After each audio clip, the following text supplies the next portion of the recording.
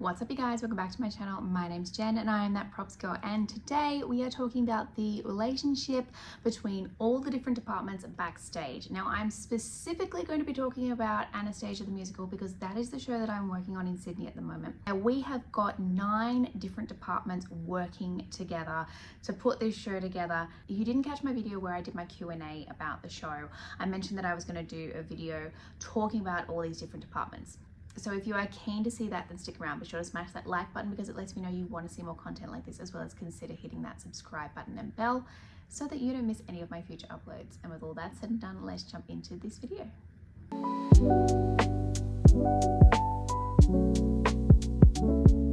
Okay, so backstage on our show, we have got, as I said, 9 different departments, and some productions have more, some productions have less. It depends on the demand of the show. So for this production, we have wardrobe, WHAM. WHAM stands for wigs, hair and makeup. Props, which is where I am working. Mechs or mechanists, automation, you have flies, stage management, lighting and sound. So there's a lot going on. And may I just mention that all of those departments have at least 4 people working in them, at least. So that's at least 36 people backstage, or operating out the front at all times, which is an awful lot, and that's not including our swings. And in the dressing department, they have about 7 dresses plus a swing, and WHAM also has got so many people. Like, it's crazy the amount of people it takes to put on a musical of this caliber. The biggest difference I have found in terms of this kind of show versus potentially a smaller production or non-professional show is the fact that a lot of the times we stick to our own departments, and because everyone has their own job to do and everyone has their little piece of the puzzle, and if you go and do something for someone, that's very kind, but also it's their job. So we kind of all just stay in our lane. And for me, I'm so used to doing so many things and wearing multiple different hats, and it's kind of I've noticed this, it's not my job to fix it. I'm gonna go to this person and alert them to this issue, but I'm not responsible to solve it, which is so new and just it's so funny. And it's great, it's great that theatre employs so many people, and it's great that we sort of expect people to stay in their lane and stay within their realm and their expertise.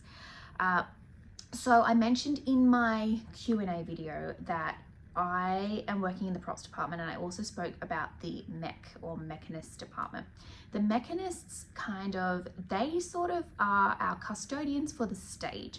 So they make sure that anything that is flown, the legs, the deck, the floor, the pallets, which I mentioned in that video as well, everything is clean, everything is motorized, it's working.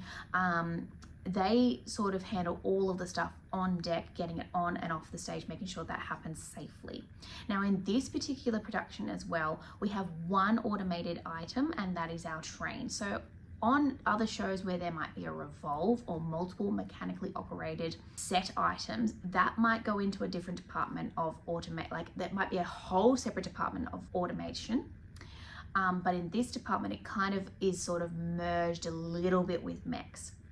So our deputy head mech is usually the one who is in charge of the automation and moving our train on and off. But on a show like Come From Away, where you would have a revolve, there's a designated person who is in charge of automation and automation only. Automation requires a lot of focus. There's a lot of different cameras, so you can see everything visually from above. They've got to control, direction and that sort of thing. So they need to be really focused, which is why they're a separate area. And it's a whole different kind of technical side of things. So then there's our department, which is the props department. So on this particular production, we are in charge of a lot of the furniture and everything that is decorative in getting it onto the stage. So chairs, tables, pianos, as well as the little things like letters and music boxes and letter openers, and all those sorts of different things are all part of our department. And so we work directly with the mechs in terms of we set everything up and pop them onto the pallets. The mechs then push them on. We also have our stage management team. So we have 4 in our stage management team plus a swing as well. So we have our main stage manager. Their role is to mainly manage the company and the actors and giving them schedules and that sort of thing and corralling that, and also like liaising with the venue, and they are the head honcho. Then we have our deputy stage manager. They are calling the show. So they are doing all of the sound cues, lighting cues, any sort of cue that we have, they're doing that as well.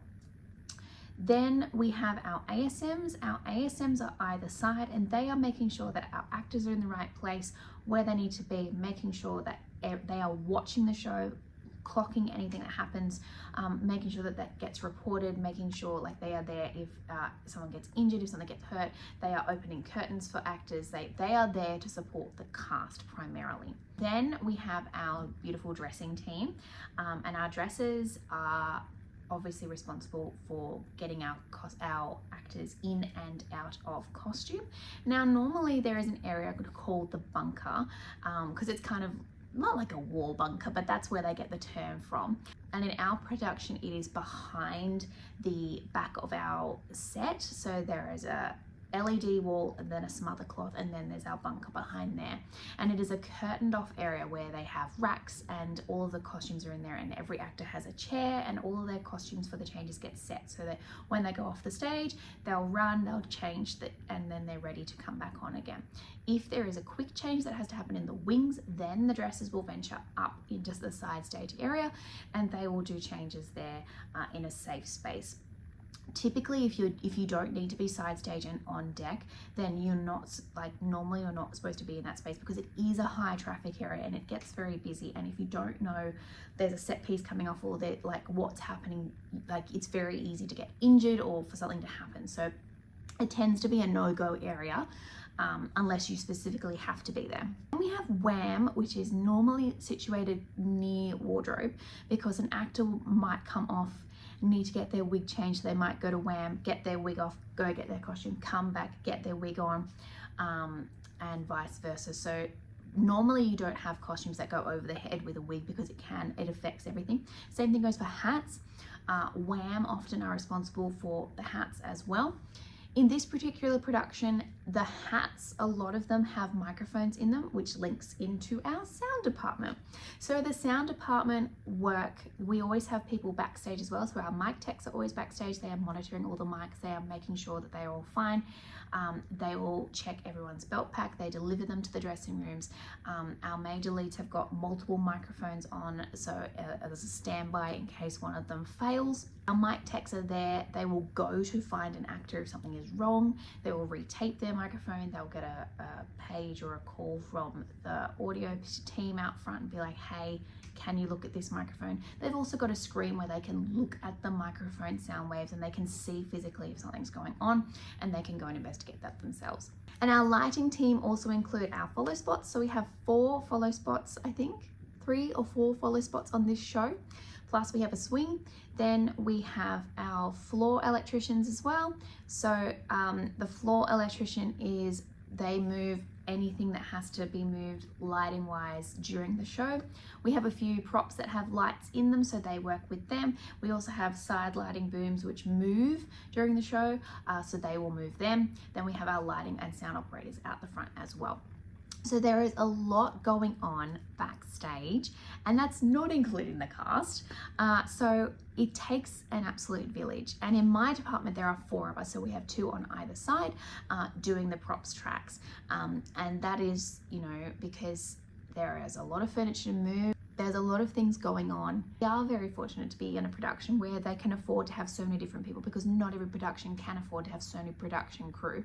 So I understand that I'm speaking from a place of privilege, and I've been on shows where they haven't been able to have a designated props person, and an ASM has done the props, and that happens all the time. And the same thing happens, you may have ASM who's doing a mech plot as well, or you may have a mech who's also doing the floor LX. Like, we all sort of do different things. Oh, and I completely forgot to mention flies. So we also have flies as well, who sort of come into the mech department as well. They are the ones who are up pulling everything in that needs to come down on deck. And we have 2 fly operators on this show. Sometimes shows only have 1. It depends on how many things need to fly and what, like how quickly they need to fly in and out and that sort of thing. So it really just depends, again, on the needs of the show, but it is definitely a big company, and we are very lucky to be working with such skilled people in all departments, and so many people. So when you add the cast into the equation, there's at least 50 people, if not more, like backstage on this show. It's incredible how many of us it takes to pull off this incredible show, and yeah, we are just so blessed to be here. Well, thank you so much for watching this video. I hope you learned something. Let me know if you have any questions at all. I'll be more than happy to answer them. Be sure to hit the like button if you did enjoy this video, because it does let me know that you want to see more content like this, as well as consider hitting that subscribe button and bell, as it really does help me to grow here on YouTube. Thank you so much for everybody who is already subscribed, and I will see you guys next time. Bye.